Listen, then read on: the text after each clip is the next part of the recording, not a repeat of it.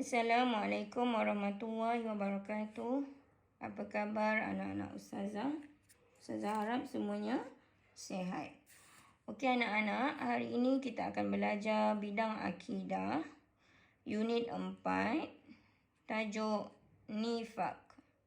Okey, hari ini kita akan belajar muka surat 106 hingga 110. Okey, nombor 1. Perhatikan dan fikirkan. Okey anak-anak, akibat suka menipu. Okey, ada sebuah cerita di sini. Okey, yang pertama lihat gambar pengembala kambing. Okey, lihat dia ada satu area dan dia berkata ada harimau, dia jerit ada harimau. Okey, maka ada penduduk pun datang ingin menolong. Okey, maka pengembala kambing tersebut berkata bahawa tiada harimau. Dia telah menipu penduduk kampung. Okey, kemudian tiba-tiba ada harimau sebenar datang ingin memakan kambing beliau. Okey, maka pengembala kambing pun menjerit meminta tolong penduduk kampung. Okey, namun penduduk kampung tidak menghiraukan pengembala kambing tersebut kerana dia telah ditipu oleh pengembala kambing itu tadi. Okey, akhirnya pengembala kambing itu berasa sedih dan juga menyesal atas perbuatannya menipu penduduk kampung. Okey, boleh anak-anak, itu adalah akibat suka menipu. Okey. Persoalan di sini, apakah akibat yang diterima oleh pengembala kambing tersebut? Jadi akibatnya ialah pengembala kambing itu rugi kerana harimau telah memakan kambingnya. Okey, boleh anak-anak? Okey, muka surat 107. Okey. Teliti dan fahami maksud nifaq. Apakah maksud nifaq? Okey, yang pertama. Nifaq bermaksud menzahirkan keimanan dan menyembunyikan kekufuran. Okey, faham anak-anak? Dia tunjuk dia beriman tapi sebenarnya dia adalah kufur. Okey, nombor 2. Apakah hukum nifaq? Okey, nombor 3. Hukum nifaq adalah haram kerana Allah memberikan ancaman terhadap golongan munafik. Okey, firman Allah Subhanahu Wa Taala, A'udzubillahi minasyaitonirrajim. Innal munafiqina fid darkil asfali minan nar. Okey. Innal munafiqina fid darkil asfali minan nar. Surah An-Nisa, surah yang keempat, ayat 145. Maksudnya, sesungguhnya orang-orang munafik itu ditempatkan pada tingkatan yang paling bawah daripada lapisan neraka. Okey, lapisan neraka yang sangat panas. Okey, nombor 4.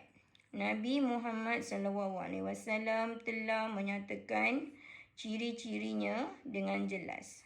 Sabda Nabi Muhammad SAW, An Abi Hurairah radhiyallahu anhu qala Rasulullah sallallahu alaihi wasallam, ayatul munafiqi salasatun, iza haddatsa kadzaba, wa iza wa'ada ahlafa, wa iza tumina khana.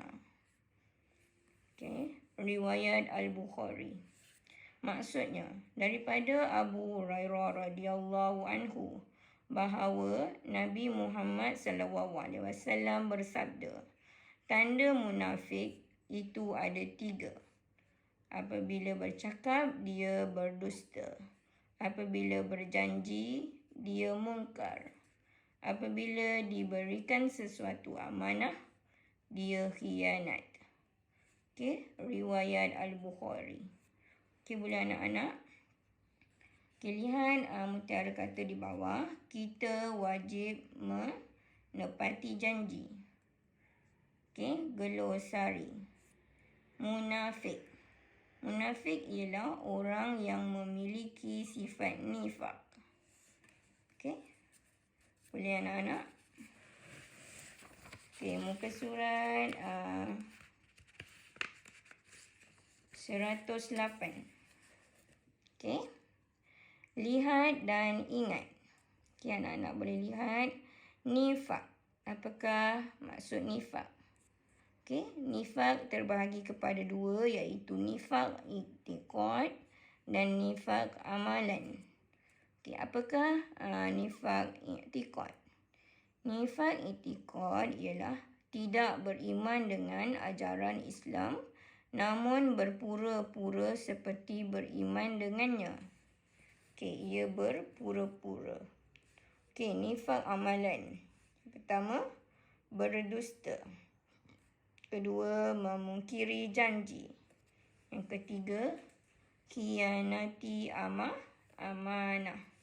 Okey, itu adalah nifak i'tiqad dan nifak amalan. Okey, mari kita lihat faktor yang mendorong kepada nifak. Apakah faktor yang mendorong kepada nifak? Yang pertama, kelemahan iman kerana selalu melupakan Allah Subhanahu Wa Taala. Yang kedua, tidak jujur dan amanah. Tidak jujur dan mudah melakukan khianat. Okey, yang ketiga, kurang bersyukur dengan nikmat yang dikurniakan Allah Subhanahu Wa Taala. Yang keempat, haloba dengan keduniaan sehingga melakukan kezaliman. Okey, boleh anak-anak? Perkara yang menyebabkan nifak.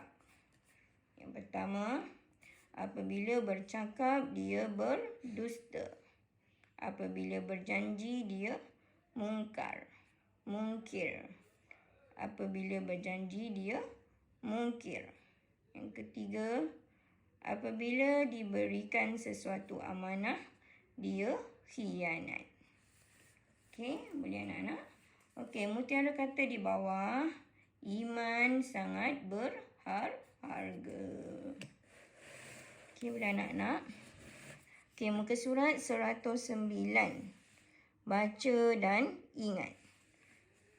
Kesan nifak dalam kehidupan. Apakah kesan nifak dalam kehidupan? Okey, kepada individu, dibenci masyarakat, hilang rakan dan taulan. Yang ketiga, sentiasa berada dalam keresahan dan ketakutan. Okey. Kesan nifak dalam kehidupan iaitu kepada keluarga. Pertama, hilang rasa kasih dan sayang. Yang kedua, tiada hormat menghormati sesama anggota keluarga. Yang ketiga, timbul perasaan curiga. Okey, boleh anak-anak? Okey, seterusnya masyarakat. Kesan nifak kepada masyarakat. Yang pertama, melemahkan perpaduan dan kesatuan. Kedua, sentiasa berbalah dan bergaduh. Yang ketiga, hilang nilai dan akhlak bermasyarakat. Okey, kesan nifak kepada negara. Yang pertama, berlaku jenayah, penindasan dan kezaliman. Yang kedua, umat mundur dan lemah. Yang ketiga, mudah dikuasai dan dijajah. Okey, boleh anak-anak? Okey, mutiara kata di bawah adalah nifak meruntuhkan akhlak. Okey, tazkirah daripada ustazah. siakap senohong, gelama ikan duri, bercakap bohong, lama-lama mencuri. Okey, itu adalah pantun. Okey, boleh anak-anak? Okey, muka surat 110. Okey. Persembahan bicara berirama. Okey, ada persembahan. Anak-anak boleh lihat di bawah. Okey, mari kita baca. Tajuk jauhi nifak. Okey. Okey, ada seorang murid yang bercakap, Assalamualaikum kawan-kawan. Okey, kawan-kawan dia cakap, Waalaikumsalam warahmatullahi wabarakatuh. Okey. Tahukah kawan-kawan bagaimana cara menjauhi nifak dalam kehidupan? Nifak? Tidak, kami tidak tahu. Okey. Tak tahu? Baiklah, dengar elok-elok, ya. Untuk menjauhi nifak, kita perlu tingkatkan keimanan kepada Allah dengan berzikir, berdoa dan bertadabbur Al-Quran. Oh, begitu ya. Ada lagi, kita perlu menambah ilmu agama dan beramal dengannya. Oh, baru kami faham. Alangkah bagus kalau kita jauhi nifak. Betul. Ada lagi? Selain itu, kita perlulah memikirkan tentang keburukan nifak. Apa keburukannya? Apa? Kita dimurkai Allah dan dibenci oleh manusia. Oleh itu, kita hendaklah sentiasa bermuhasabah. Ish. Kalau begitu, kita mestilah berakhlak mulia dan bersyukur kepada Allah. Mulai hari ini, kami berjanji akan menjauhi nifak dalam kehidupan kami.